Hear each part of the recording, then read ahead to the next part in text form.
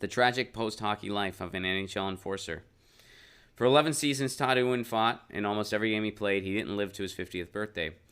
So Todd Ewen, he was a young right winger for the St. Louis Blues, knocked the Detroit's Red Wings' notorious tough guy, Bob Provard, unconscious with one bare-knuckle punch to the head. So Ewen was, he was a big fighter. Ewen is probably how you pronounce it, by the way. He was a so-called enforcer in the era in hockey when he played. So during his playing days, Ewen was a gentle Renaissance man when he wasn't on the ice. He wrote children's books. That's pretty interesting. Crafted models out of hockey tape for his young fans. That's really cool. In 1998, Ewen retired from professional hockey and returned to the St. Louis suburbs to live with his wife, Kelly. After retiring, however, Kelly noticed some changes. There was aggression. There were mood swings, irritability, and not sleeping. His behavior started getting worse and worse. During one episode, he choked Kelly. The police had to intervene. In time, depression and reclusiveness replaced Todd's anger. He routinely became lost and disoriented. So Todd confided in Kelly he feared he may have CTE, a neurodegenerative disease that most experts agree is linked to repetitive head trauma. Research on the disease has largely focused on former professional football players, but has also been discovered in former NHL players too.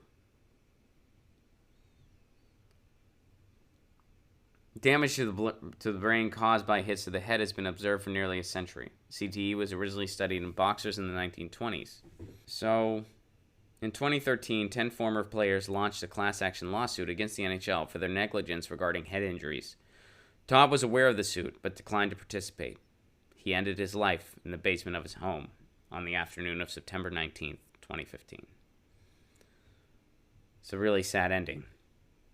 So here's what the NHL did. After Todd's death, Kelly and many others were convinced he had CTE.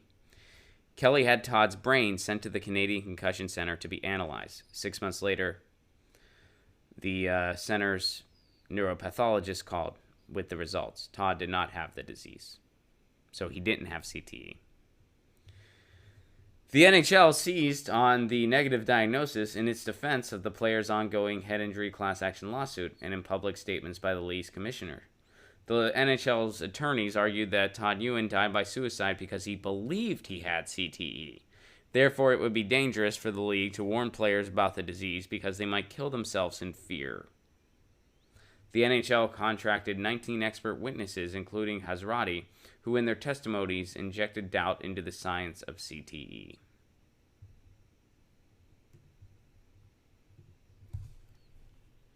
So there you go. Attorneys kind of took a very tragic story. This man who was suffering from something, it wasn't CTE.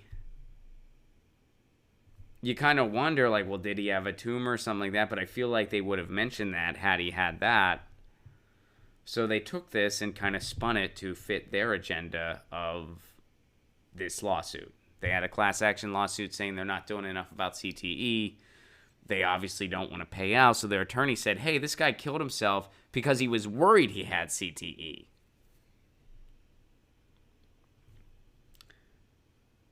And I'm sure there's more reasons why he killed himself. I'm sure it wasn't just, I'm worried I have CTE, I'm going to kill myself. This guy was suffering immensely. So to reduce it as everything was fine and then he got worried he had CTE and he killed himself, well, that's just bullshit. And I know that there's the ongoing debate as to whether or not fighting should be banned in the NHL. The way fighting works in the NHL, it's technically not allowed, but it's sort of accepted as part of the game. And some people have speculated, should we just completely ban this? I'd be fine if they did.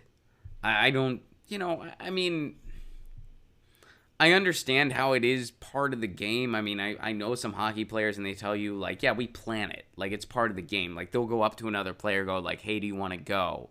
And there's a strategic way to fight. So, I understand that, and I'm not a player, so I don't have any dog in the fight from that perspective. Like, I have no clue what it's like to play hockey. I just enjoy watching it. If fighting wasn't part of the game, I'd be fine with it as a viewer. I don't watch hockey for the fights. I know some people do. Just watch boxing or something. I mean, if that's what you want to see, just watch a sport where they do that. I like hockey because of the game itself, not because of the fights that happen, and they get broken up pretty much right away anyway. So I don't think fighting's what it used to be in the 80s. I'm not sure. I don't remember though that era, but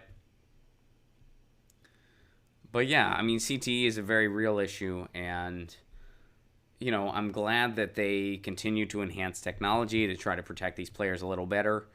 But this is a really dark story and a really, I would say, huge misstep by the NHL. The NHL screwed this one up big time. And, big sports organizations are going to do stuff like that. They're looking out for their bottom line. And this story is very sad. It's right up there with the story of Mike Webster, the NFL player. And you can find a lot of these, for instances, and they're just very brutal, tragic stories. Get your news on with Ron. Don't you want to know what's going on? We're getting our news on today.